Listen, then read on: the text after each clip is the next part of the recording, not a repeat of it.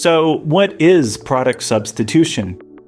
It's the ability to replace a backordered item with an identical or equivalent, so back orders can be filled sooner and production builds can continue without delay, or the added carrying costs that come with purchasing a replacement.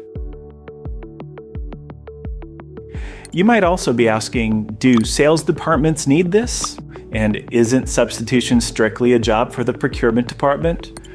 The answer to both questions is yes. The reason to include product substitution at the sales level, quite simply, is that waiting for procurement often means waiting too long. There's no better time to fix a problem than when you're situationally aware of it. The tip of the spear, if you like.